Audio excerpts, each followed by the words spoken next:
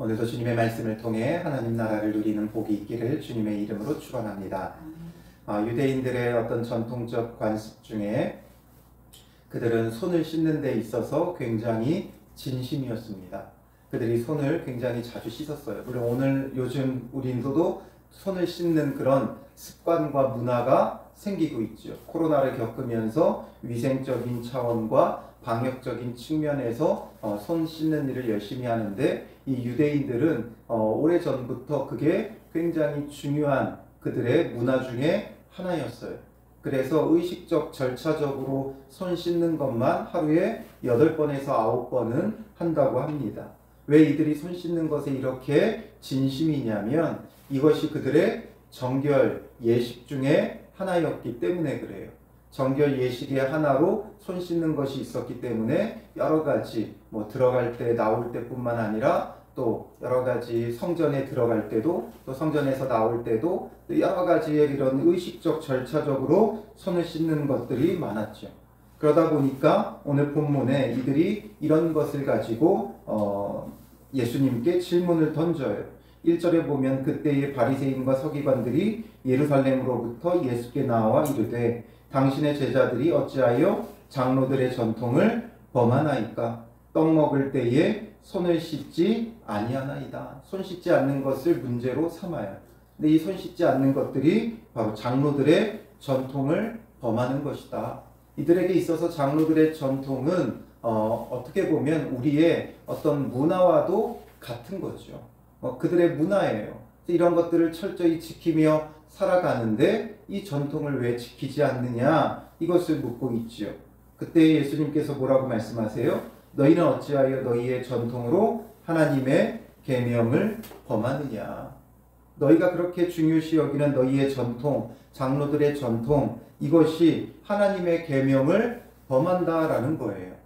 이들이 장로들의 전통, 그들의 전통을 지키는 데는 하나님의 계명을 지킨다는 측면도 있어요. 그래서 이들의 이 장로들의 전통의 모법, 근간이 되는 건 율법이었죠. 율법을 더 잘 지키겠다고 세부 조항으로 만들었던 것들이 장로들의 전통이에요.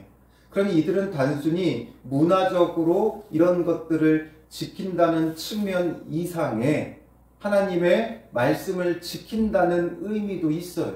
하나님의 말씀을 더 잘 지키겠다는 의도가 여기에 깔려 있기 때문에 장로들의 전통을 범하는 건 이들에게 있어서 곧 하나님의 계명을 범하는 것과도 같다 여겨졌어요. 그런데 이들에게 예수님은 오히려 너희의 전통으로 하나님의 계명을 범한다 말씀하고 계세요. 그러니 이들에게 있어서는 정말 의아한 거죠.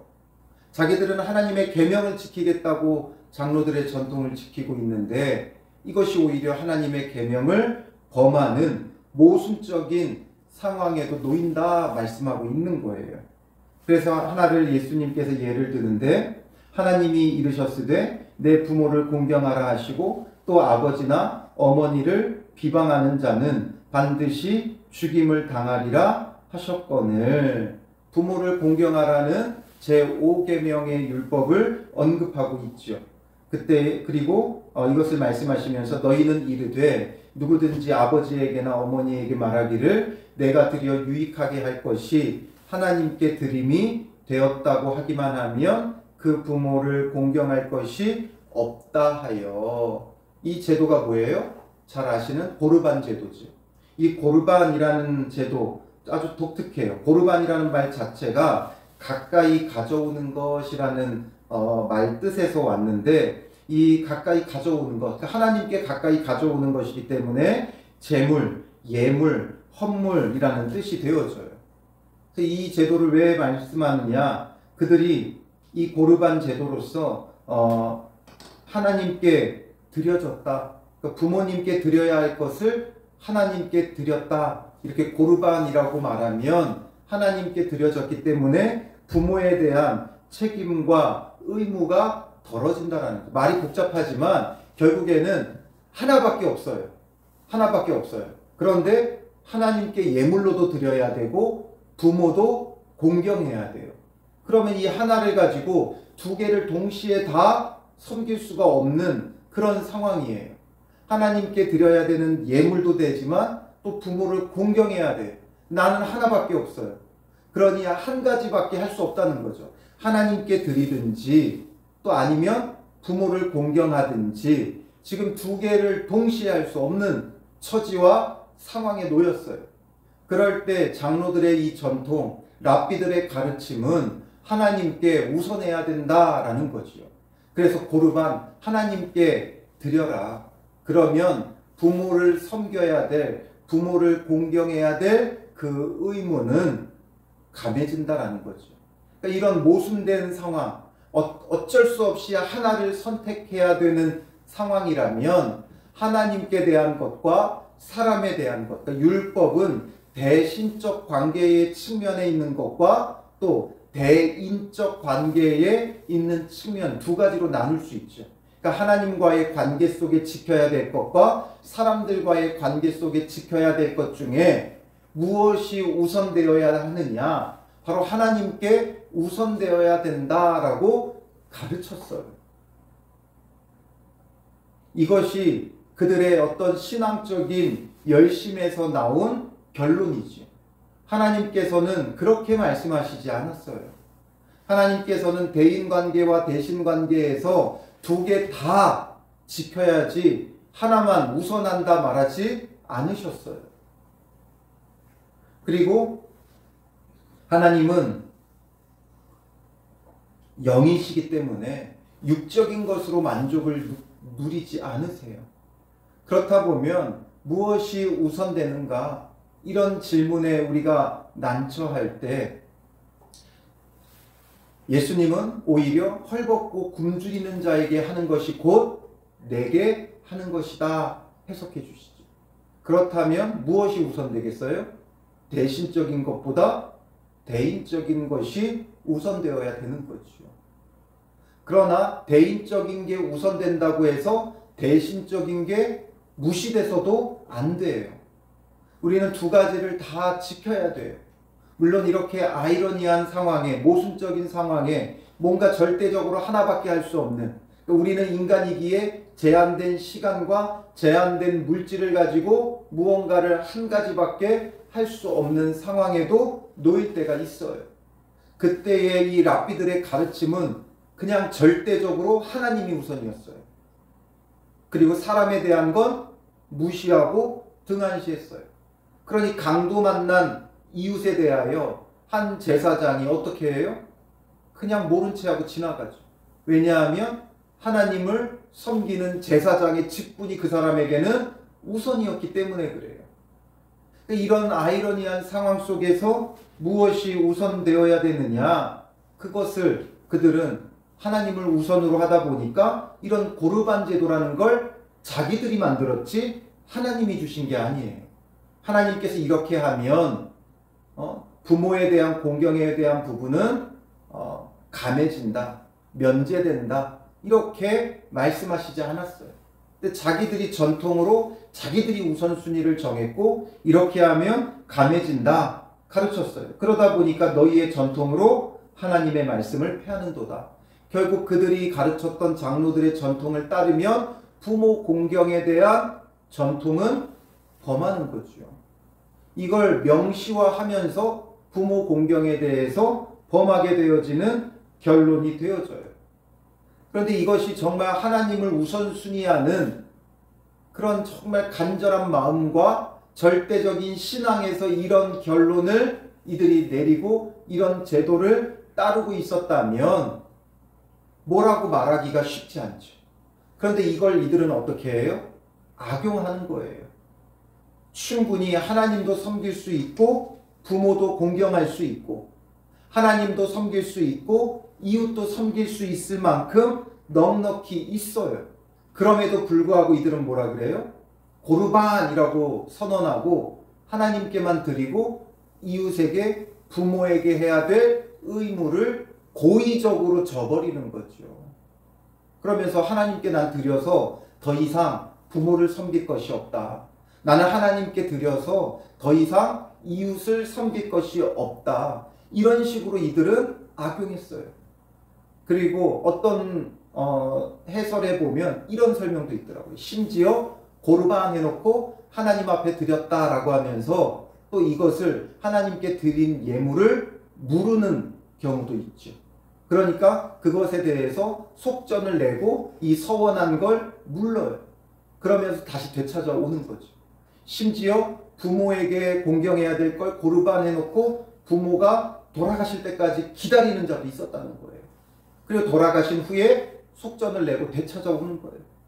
이런 식으로 악용하는 그런 것에 대해서 예수님이 말씀하시는 거지, 그렇다고 해서 하나님에 대한 건 하나님에 대해서만 드리고 이웃을 무시하는 것은 뭐 나쁘다, 하나님 우선순위가 잘못됐다, 이걸 말하려고 하는 게 아니죠. 이들은 이런 것을 악용하면서 장로들의 전통을 악용해서 편법으로 부모 공경에 대한 걸 외면하는 경우들이 발생하고 있기 때문에 그런 거죠. 7절에 이제 강력하게 예수님이 규탄하시죠. 외식하는 자들아, 외식하는 자들아. 겉으로만 뭔가 하는 척하는 자들아, 이거죠. 외식하는 자들아, 이사야가 너희에게 관하여 잘 예언하였도다. 이 백성은 입술로는 나를 공경하되 마음은 내게서 멀도다. 입술로만 공경했지, 고르반 하나님 앞에 드렸다 하면서 입술로는 뭔가 하나님을 잘 섬기는 척하지만 마음은 멀어요. 정말 그 마음의 진심에서 하나님을 섬기는 것이냐? 아니요. 두 가지의 의무 중에 하나만 하려고 하는 그들의 편법이었던 거지요. 그 완악함이에요. 자기들의 이기적인 욕심을 가지고 이런 것들을 활용하고 있는 거예요. 그래서 9절에 사람의 계명으로 교훈을 삼아 가르치니 나를 헛되이 경배하는도다. 사람의 교훈이다라는 거죠. 그들은 하나님의 계명을 지키는 마음으로 장로들의 전통을 지켰는데 결국 그 모든 것이 하나님의 계명이 아니라 사람의 계명이고 사람의 규율에 불과하다라는 거죠. 그러니 이런 것들을 지키는 건 나를 헛되이 경배하는 것이다. 이것을 오늘 우리에게 어떻게 적용해 볼 수 있겠습니까? 이들이 지금 손 씻는 문제를 가지고 시작을 했지만 손 씻는 것은 이들은 무엇으로 생각했어요? 정결 예식 중에 하나였어요. 그러니까 이로써 자기들은 정결하다고 생각했어요. 그러나 절대로 손 씻는 게 사람을 정결하게 하지 못하죠.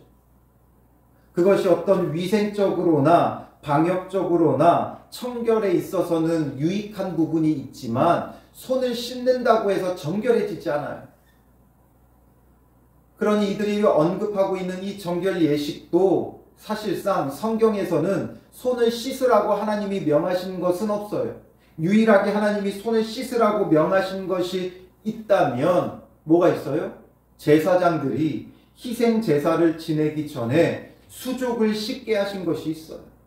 출애굽기 30장 18절에서 21절에 보면 너는 물두멍을 노스로 만들고 그 받침도 노스로 만들어 씻게 하되 그것을 회막과 제단 사이에 두고 그 속에 물을 담으라. 아론과 그의 아들들이 그 두멍에서 수족을 씻되 그들이 회막에 들어갈 때에 물로 씻어 죽기를 면할 것이요 제단에 가까이 가서 그 직분을 행하여 여호와 앞에 화제를 살을 때에도 그리할지니라. 이와 같이 그들이 그 수족을 씻어 죽기를 면할지니 이는 그와 그의 자손이 대대로 영원히 지킬 규례니라. 제사장들에 대한 규례예요.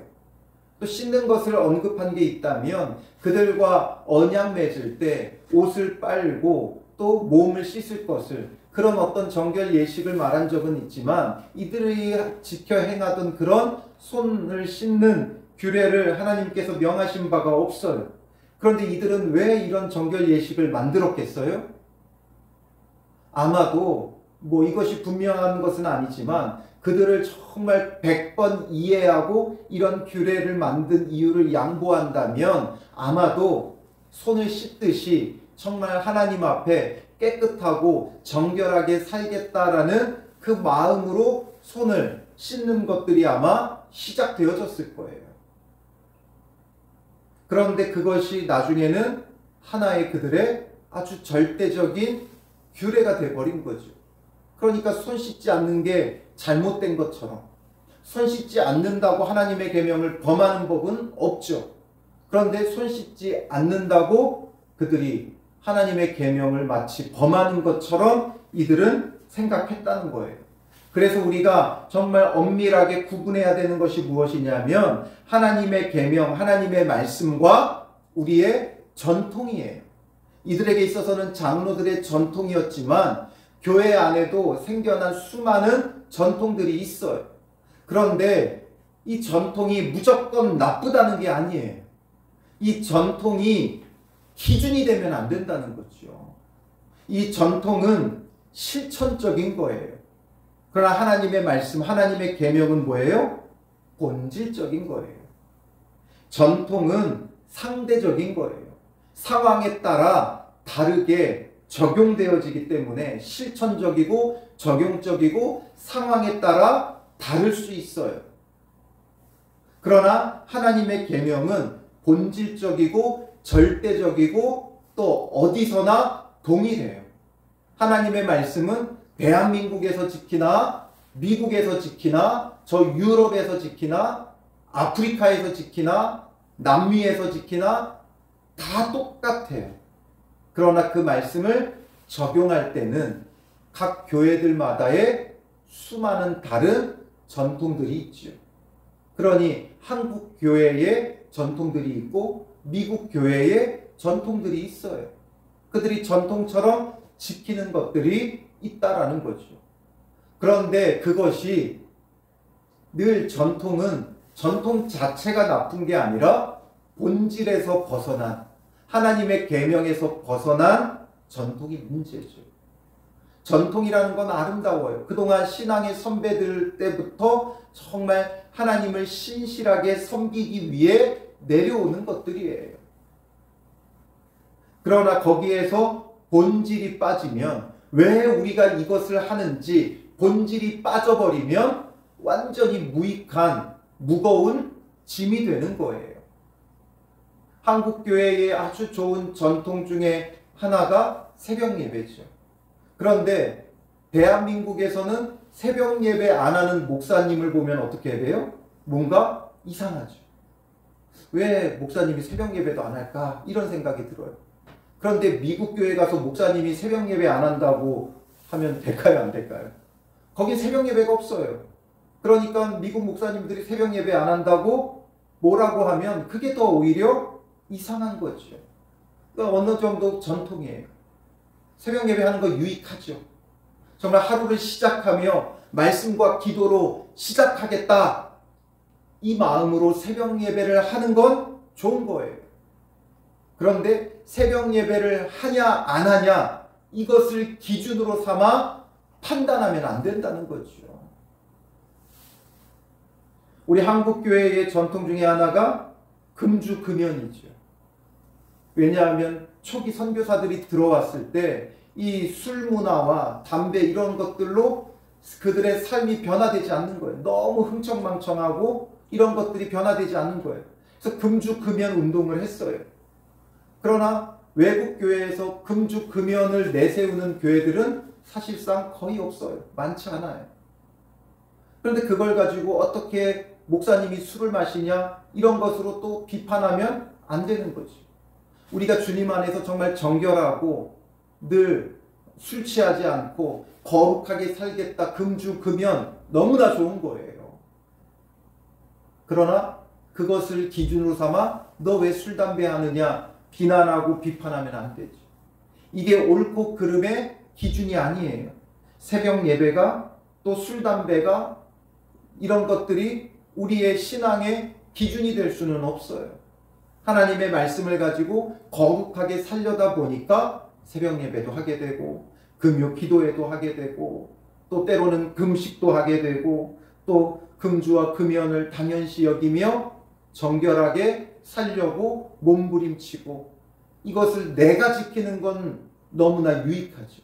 그 전통을 통해 정말 하나님 안에서 거룩하게 살겠다는 이 본질을 놓치지 않으면 정말 유익한 거예요.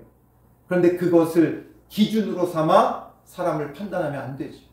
그런데 우리는 신앙 좋다라고 할 때 그 판단의 기준이 대부분 말씀을 따라서가 아니라 우리의 전통을 따라서죠.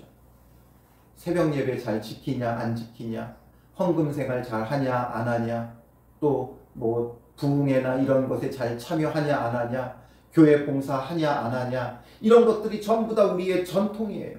이걸 잘 하는 사람들은 참 신앙 좋구나, 믿음 좋구나 생각하고, 이런 걸 잘 지키지 않는 사람을 믿음이 안 좋다 생각을 해요. 이런 것들이 기준이 되면 안 된다고요. 판단의 기준이 되면 안 돼요. 왜 이거 안 하냐 비판하면 안 돼요. 이거 왜 안 하냐 비난하면 안 돼요. 결국에는 보면 전부 다 뭐예요? 우리의 전통들이에요.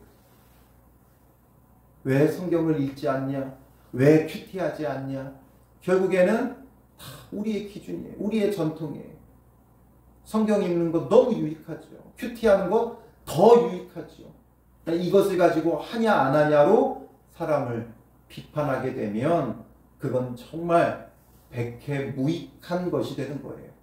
그렇게 하면서 기도하는 것, 그렇게 하면서 성경 보는 것, 그렇게 하면서 큐티하는 건 결국에는 교만한 거죠. 교만함이에요. 악함이에요. 그러니 나는 이것을 하고 있기 때문에 선하다라고 착각하는 교만함과 완악함이 그 안에 깔려버리는 거죠. 그래서 항상 하나님의 말씀을 기준으로 나 자신을 돌아보며 어떤 전통적인 것도 본질을 벗어나면 안 되는 거예요. 그 본질이 없이는 결국 모든 것들이 무익하고 내가 교만한 거죠. 그러니 자기들은 장로들의 전통을 지키며 떡 먹을 때 손 씻는 것으로 자기들은 어떻다고 생각하는 거예요? 우리는 정결하다 착각하고 있죠. 그러나 손 씻는다고 절대로 정결할 수 없어요. 정말 손을 씻음같이 정말 나의 마음을 씻고 예수 그리스도의 보혈로 씻어 정결함을 얻겠다 사모하는 마음으로 주님의 그 보혈을 찾고 구하면 유익하죠. 그러나 손 씻어 정결하다, 이건 정말 어마어마한 착각이고 오해죠. 손 씻는다고 절대 정결할 수 없어요. 손을 씻듯이 나의 죄를 씻어야 하는 내가 죄인이라는 걸 깨달으며 손을 씻을 때마다 정말 예수 그리스도의 보혈로 씻음 없이는 내가 구원받을 수 없는 자라는 걸 돌이키고 돌아본다면 유익하겠지만 그것이 없이는 정말 무익한 거예요. 새벽 예배를 나오면서 정말 하루 첫 시간 주님과 함께하기를 사모하는 마음으로, 이 하루도 주께 드리는 마음으로, 주께서 지켜주시기를 원하는 마음으로 새벽 예배를 나오면 복 있는 것이지만 의무적으로 나오고 왜 권사들이 새벽 예배 안 하냐 비난하고 비판하면 이건 백해무익한 것이 되는 거죠. 말씀을 읽고 묵상하는 것도 내가 주님의 말씀과 동행하겠다, 늘 주님의 말씀의 우선순위, 말씀에 순종하는 자가 되겠다 사모하는 마음으로 말씀 보면 정말 너무나도 유익한 거죠. 값진 거죠. 정말 믿음 좋은 거죠. 그러나 왜 믿는 사람들이 성경을 보지 않느냐, 큐티하지 않느냐, 비난하고 비판하면 정말 교만하고 완악한 것이 될 수밖에 없어요. 그러니 우리는 전통을 무시하는 게 아니라 전통도 중요하지만 그 전통이 본질적 의미를 잃어버리면 무거운 짐이 되어질 수밖에 없어요. 사람의 계명이 되고 악습이 되어지는 거예요. 전통이 본질에서 떠나면 악습이 되어져요. 그렇기 때문에 우리는 정말 본질적으로 하나님의 말씀을 사랑하고 그 말씀 가운데 행하기 위해 여러 가지 전통적인 것들을 활용해야지, 전통적인 그런 것들을 활용해야지 전통이 계명이 되면 절대로 안 된다는 것 예수님께서 말씀해 주시는 거예요. 그러니 오늘 우리도 주님 안에서 온전히 본질적인 부분들을 놓치지 말고 우리의 예배생활, 기도생활, 신앙생활 모든 것들이 정말 본질적인 것을 떠나지 않는 정말 주님의 말씀을 붙잡는 믿음의 사람들이 되어 정말 유익한 신앙생활, 정말 주님 안에서 더없이 거룩한 믿음의 사람들로 세워져 가기를 주님의 이름으로 축원합니다. 기도하겠습니다. 살아계신 아버지 하나님, 물로 씻어 우리가 정결할 수는 없으나 정말 물로 씻으며 예수 그리스도의 보혈에 씻음 없이는 우리가 구원받을 수 없는 존재라는 것을 늘 기억하고 돌아본다면 이것이 얼마나 유익한 것이 되어집니까?